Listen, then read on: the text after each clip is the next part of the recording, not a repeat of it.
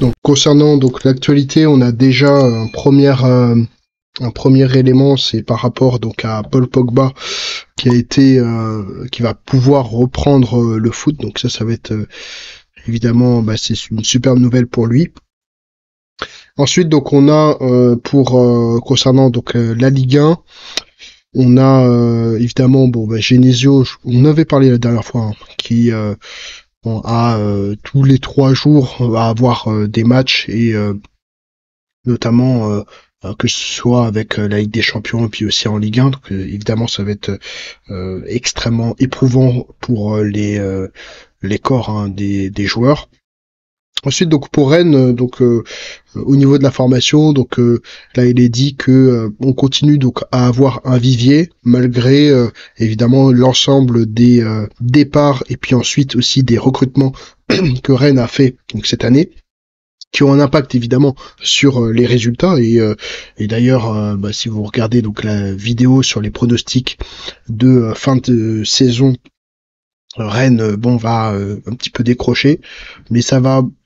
Enfin, la stratégie qui a été proposée par Rennes rejoint un tout petit peu celle de Monaco, très probablement, avec cette capacité à former, à être une écurie donc importante. En revanche, voilà, sur cette année, ça va être évidemment compliqué de pouvoir réaliser donc des résultats, on va dire importants par rapport à la dimension même de Rennes. Mais c'est vrai que les droits TV ont impacté tous les clubs et Rennes a dû probablement régénérer un certain nombre de choses et on le verra par la suite aussi au niveau des directeurs sportifs. Il y a eu des changements qui ont été effectués. Rabiot donc a été dans le groupe de l'OM pour Strasbourg, donc ça c'est plutôt c'est plutôt une bonne nouvelle d'avoir des joueurs de ce calibre là, même si il y a eu donc une défaite qui pouvait être un petit peu anticipable. En tout cas, on avait sélectionné ce match-là auprès de la Crossillante et voilà, quand il y a un retournement, ils étaient bien positionnés en tout cas au niveau de la Crossillante. Et du coup, ça peut donner en tout cas des retournements de situation. Et c'est le non-favori qui a gagné. Donc, il était dans la croustillante d'ailleurs. Ensuite, donc on a toujours le PSG et Mbappé, donc qui sont devant la commission paritaire, notamment donc le 15 octobre. On verra ce que ça va pouvoir donner. Ensuite, donc on a De Zerbi qui est content évidemment de ce qui est produit, même s'il y a une petite baisse de régime, on a pu le voir sur les statistiques de la croustillante avec l'ensemble des indices qui sont légèrement en baisse, mais globalement voilà, on va être sur un rythme de croisière pour l'OM sur cette année qui va vers des objectifs qui sont extrêmement importants, bien plus importants que l'année dernière, notamment puisqu'ils ont que la Ligue 1 à jouer, avec d'autres compétitions qui sont françaises, mais ce qui va donner évidemment beaucoup d'opportunités pour l'OM. Ensuite, donc la Cour de cassation donc annule une décision donc en défaveur de Canal+, donc notamment Canal+ qui s'est senti lésé de payer plus que Amazon Prime, notamment pour avoir moins de matchs. Et donc il y a eu une annulation de la décision. Ce qui pose problème sur ce type de décision judiciaire, c'est que si elle annule cette décision en défaveur de Canal+, qui va compenser Canal+ du versement, du manque à gagner? Est-ce que c'est l'État? Est-ce que c'est la LFP? Sachant que la LFP déjà a des frais de fonctionnement qui ont augmenté.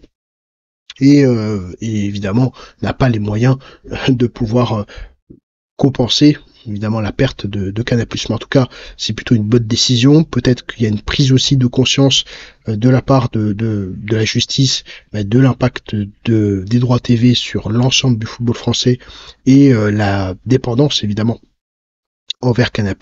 Voilà, donc faudra peut-être creuser en tout cas le sujet du pourquoi on en est arrivé là, mais c'est vrai que on a géré en tout cas en France la crise sanitaire bien moins bien en tout cas que les clubs de la première ligue qui ont continué à jouer, même si c'était à guichet, on va dire fermé, en tout cas pas guichet fermé, mais en tout cas ils avaient pas de spectateurs, mais par contre les supporters ont pu continuer à jouer et regarder des matchs, et ce qui a permis de soutenir, en tout cas sur une grosse partie, les droits TV de la première ligue, et ils ont été moins impactés sur le marché, en tout cas par rapport à évidemment la Ligue 1. Donc ces mauvaises décisions qui ont été d'arrêter donc la Ligue 1 ont eu un impact significatif sur le marché de la Ligue 1.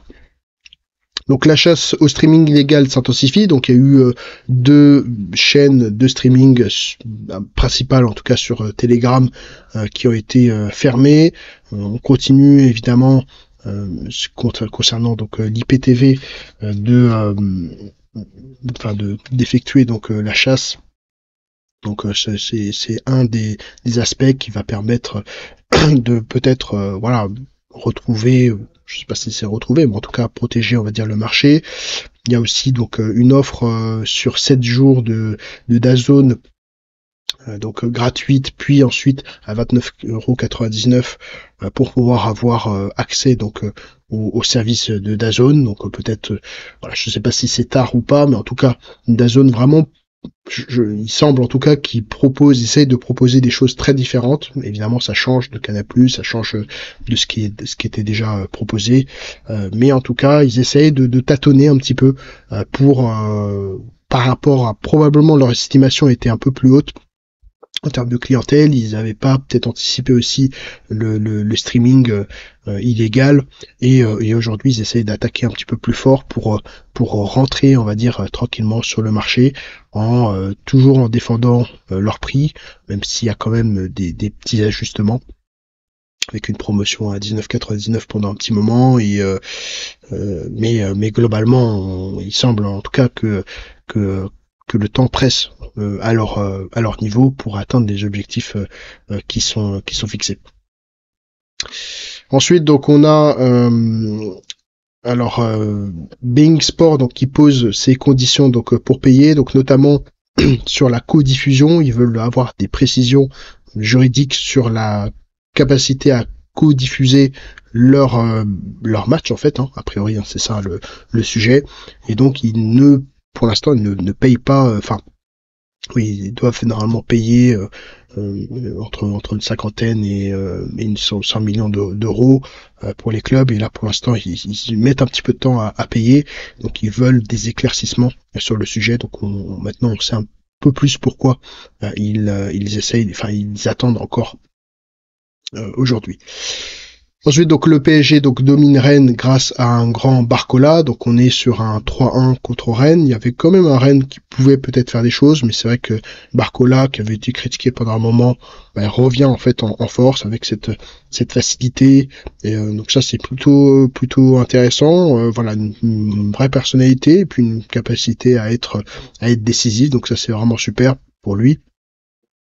Donc voilà, on se retrouve sur un 3-1, donc voilà, donc il y a quand même des phases de montée et de descente, ce qui est normal pour les joueurs, et donc il faut prendre en considération cette partie-là. Bon, Stéphane dit que il aurait aimé voir un match à 3-2. Il y a eu quand même une situation litigieuse, donc peut-être que ça aurait pu permettre de se retrouver donc à 3-2, avec peut-être un peu plus d'intensité, mais voilà, ils ont quand même été globalement supérieurs par rapport à Rennes, qui est quand même une grosse structure, mais voilà, aujourd'hui il y a quand même trop de choses qui font que ça a freiné en tout cas Rennes dans sa capacité. Ensuite, donc Brest a coulé, donc il a fait quand même un bon résultat avec la Ligue des Champions. C'est peut-être un thème qui est intéressant, c'est la capacité peut-être que les clubs auront en Europe de pouvoir peut-être faire des arbitrages et se dire voilà, on va chercher un quart de finale, une demi-finale peut-être dans les différentes compétitions pour obtenir des places peut-être un peu bonus par rapport à la Ligue 1, qui va être évidemment très très compliqué cette année avec un décrochage aussi de certains clubs. Donc peut-être que ça va être un des aspects à prendre en considération sur les stratégies des différents clubs et peut-être de voir ce qui j'avais peut-être vu l'année dernière, c'était alors je vais pas dire une domination, mais un retour des clubs français en Europe. Sako qui dit qu'il préfère arrêter sa carrière plutôt que porter le maillot de l'OM, donc bon, ça c'est plutôt assez drôle. Il a notamment fait une critique aussi de son ancien coach à Montpellier notamment, et voilà, il discute un petit peu de peut-être ce qui s'est passé. Alors très moment un petit peu émotion, c'est que Hez a été applaudi donc quand il est allé à Lens, donc voilà, il a été aussi très ému, donc c'est vrai qu'il a apporté beaucoup à Lens et il y a un respect mutuel avec Steele. Bon, il y a eu un 0-0, un beau 0-0 en tout cas entre les deux équipes, donc ça c'était vraiment superbe. Jérémy Ménez donc arrête sa carrière. Donc bon, c'est un des joueurs qui voilà, malheureusement a pas eu peut-être la carrière qu'il aurait pu avoir avec vraiment beaucoup de talent. Voilà, il aurait pu faire des choses intéressantes. Ensuite, donc on a Tolisso donc au premier plan. Ah oui, Jonathan David donc qui fait donc un triplé. Donc vraiment Jonathan David, c'est un joueur qu'on doit mettre beaucoup plus en avant. Bon, il aurait pu peut-être partir au Paris Saint-Germain, mais qui est d'une régularité, d'une capacité à être là au bon moment et puis une finition incroyable. Donc c'est vraiment un très très bon joueur de Ligue 1. Très très belle marque, on va dire même une marque de Ligue 1 super intéressante. Voilà, cette capacité à pouvoir être décisif, c'est vraiment super d'avoir ce joueur en Ligue 1 et de l'avoir aussi, on va dire, en Ligue des Champions. Strasbourg donc a eu cette capacité à gagner donc Marseille pour sa première défaite, notamment Marseille sur la Ligue 1. Première ou deuxième, peut-être à vérifier. Mais voilà, Strasbourg a voilà cette capacité à aller de l'avant, à voilà se projeter, à être voilà avoir un petit peu de folie, on va dire de folie dans son jeu. Donc c'est vraiment un club qui est à suivre, qui est extrêmement intéressant, très très puissant. Ensuite donc on a des hommages différents, voilà une performance donc qui a pas été à la hauteur malgré la victoire de l'OL face à Toulouse.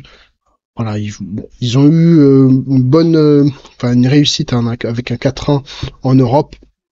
Mais en Ligue 1, voilà, on est encore un petit peu léger à voir ce qui va être proposé notamment sur le mercato donc hivernal et puis aussi peut-être au niveau du coach, s'il y a des changements ou pas. Alors, ça pourrait être intéressant évidemment de regarder cette partie-là. Anthony Lopez, donc il est à la place, donc il dit être à la place qu'on lui a donnée, donc c'est-à-dire aucune. Bon, c'est un petit peu la fin d'un gardien évidemment important qui a marqué aussi la Ligue 1. Peut-être est-ce qu'il aurait d'autres opportunités. Voilà, c'est un gardien qui a toujours été décisif. Maintenant, voilà, on est quand même sur cette fin-là. Bon, peut-être qu'il est voilà, on voit des gardiens comme Mandanda qui vieillissent quand même assez bien, autour de 38-40 ans. Bon, Anthony Lopez, voilà, il a encore quand même quelques années devant lui. Ensuite, Linette donc démissionne du conseil d'administration. Donc Linette, a priori dit que la position était intenable. Bon, ça va être, ce qui va être intéressant, c'est de voir qui va pouvoir le remplacer. Et bon, il y a peut-être déjà des discussions sur ce sujet, mais c'est vrai que sa position, il semble en tout cas que sa position n'était pas tenable avec un conseil d'administration qui peut-être mettait une certaine peut-être pression sur lui. Ensuite Benazia, donc ça fait partie des choses où c'est un petit peu dommage de voir des conseillers de l'OM, des entraîneurs parfois, des directeurs sportifs se prendre des cartons jaunes, cartons rouges. Voilà, on est quand même un petit peu hors du cadre de l'action, on va dire, de l'arbitre, tout à fait normal. Et voilà, c'est dommage hein, de voir ce type-là de situation pour l'image, en tout cas du football. Ensuite, donc la Brune donc a proposé donc une baisse de salaire. A priori, c'est en trompe-l'œil selon le Sénat. Donc voilà, le Sénat, hein, voilà, encore une fois, n'a pas de mots à dire normalement hein, sur voilà comment fonctionne le football. Enfin, il semble en tout cas que ce soit un petit peu hors cadre. Et puis donc voilà, on a quand même bon pour Rennes donc le président donc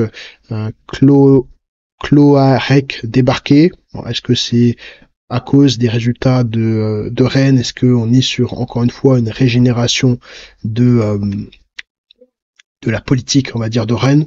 Mais ce qui est sûr, c'est que cette année, ça va être une année un petit peu de reconstruction pour Rennes. Et ça, il faut être évidemment conscient. Donc Arnaud Pouillet remplace donc Olivier Cloarec. Alors Golovin, donc ça c'est une très bonne nouvelle. Golovin prolonge pour 3 ans, donc ça fait partie aussi des joueurs hein, vraiment phares, clés, des marques de Ligue 1. Voilà, très très bon joueur, cette capacité à être en attaque, à être en défense, à faire des bonnes passes. Voilà, un peu à l'image un petit peu de David, mais bon là cette fois sur le milieu, c'est des marques hein, comme Savanier. Voilà, c'est des joueurs qu'il faut vraiment évidemment mettre en avant parce on n'en parle pas beaucoup puisqu'il y a voilà, on projette beaucoup sur les joueurs du PSG, mais voilà, c'est des très très très bons joueurs. Ensuite, donc, quel statut pour Dembélé? Bon, même si a priori, voilà, il y a une polémique, mais bon, Luis Enrique veut pas trop en parler. On a voilà un Dembélé qui peut-être a eu différentes affaires, on va dire de côté, mais voilà, ça reste un joueur. On ne sait pas encore quel va être son statut, mais ce qui est sûr, c'est que l'explosion de Dembélé est vraiment enfin voilà, une très très bonne nouvelle pour la Ligue 1, mais aussi pour le joueur.